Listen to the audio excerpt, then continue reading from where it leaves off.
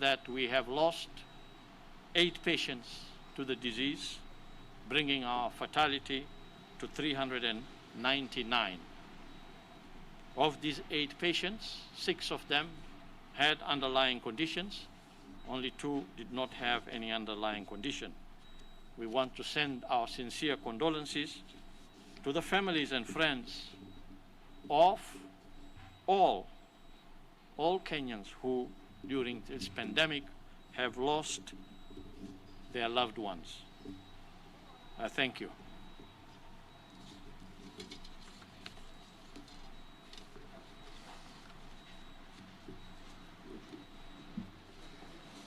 Elfas Lagat from Citizen TV, and there's a new study from KEMRI, from samples collected countrywide, that estimates that Kenyans who may have come in contact with COVID-19 is 1.6 million. A while back, the same KEMRI had estimated that 2.7 million Kenyans had come into contact with COVID-19. What is the main reason to this discrepancy of about 1.1 million, and what does perhaps this data reveal? My other question is just seeking clarity on whether the procurement protocols were observed in awarding tenders to those who supplied PPEs to KEMSA, and whether the tendering committee of KEMSA actually complied with Executive Order number 2 of 2018 that requires them to assess the market prices, the technical and financial capacity of the winning bidder, and whether really this means, what actually does this mean in terms of whether these regulations and these terms were complied with. Thank you.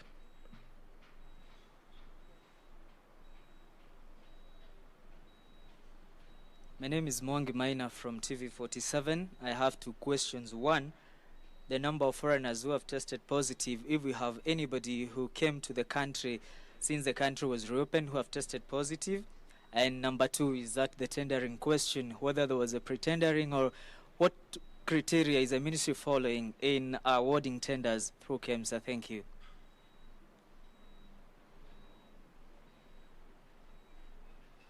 My name is Graham Kajilo from The Standard.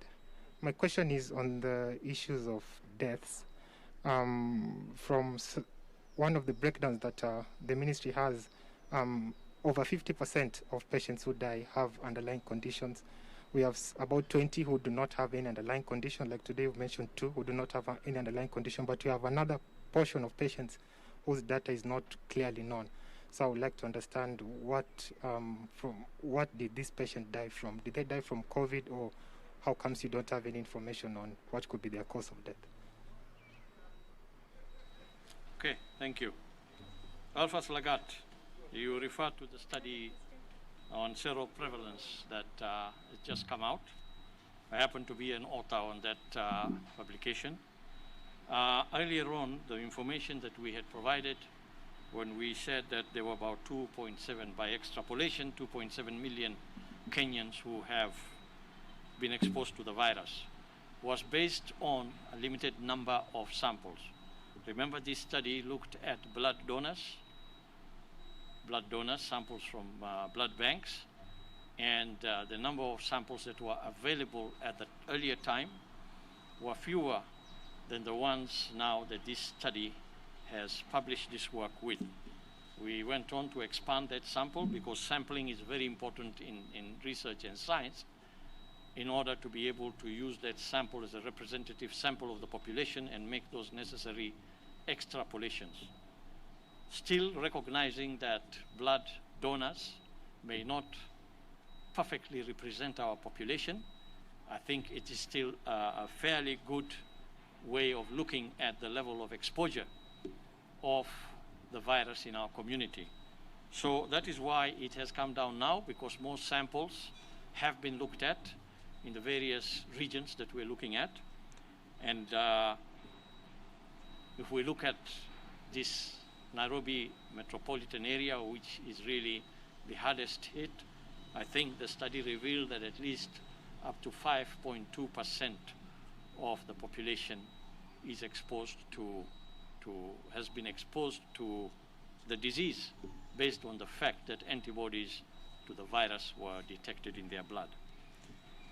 So as you increase your sample number, basically you will get more and more closer to the true level of prevalence, and that is why you see that refinement in terms of the numbers. There are two questions that touch on issues to do with procurement of health products and commodities by KEMSA. As you know, KEMSA is it's a SAGA, semi-autonomous government body that has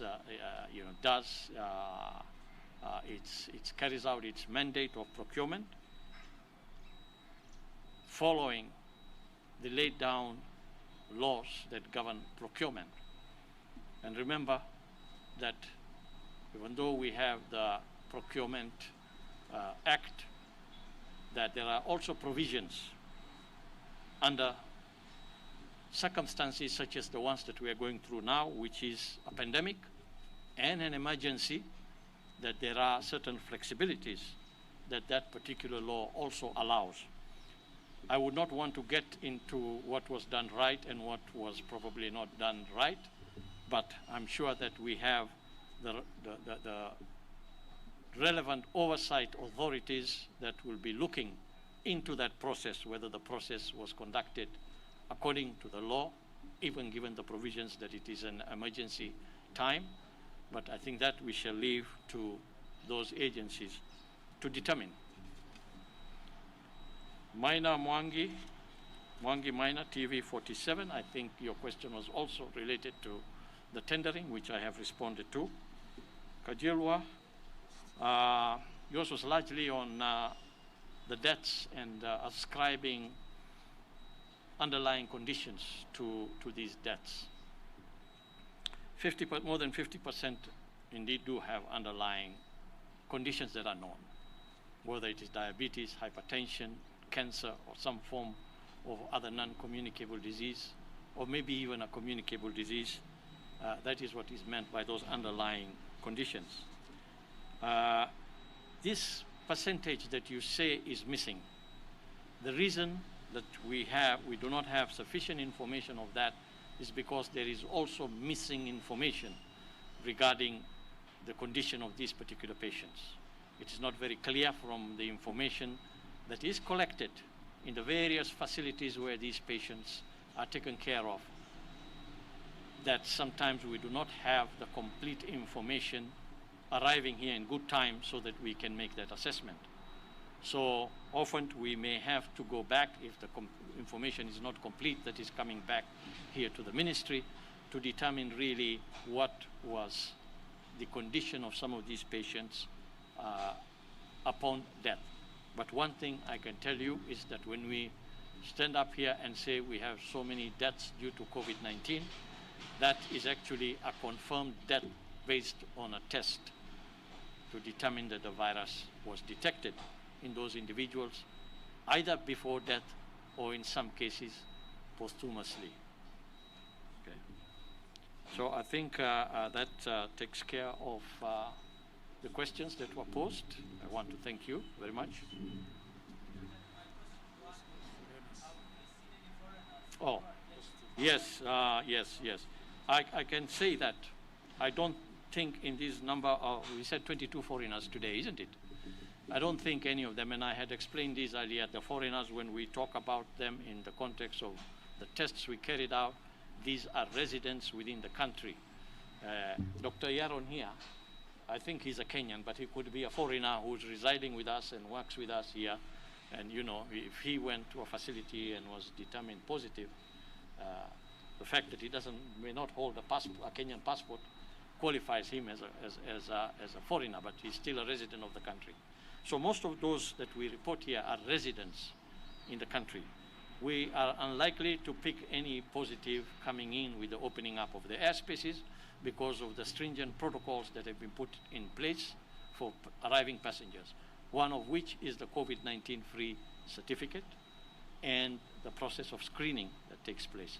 So this time around, as we have opened the airspace, we're definitely much more prepared in screening and determining who is able to enter this country, which is the reason why you see the list of countries from which passengers can arrive at JKIA keeps changing. based on the risk level of those countries. So I don't think that we have seen any yet following the opening up of the international airspace. Thank you. So you're welcome. You can take some shots there of that booth. We have a team here to respond to any of your questions on the subject of breastfeeding and the celebrations of the Breastfeeding Week. Thank you very much.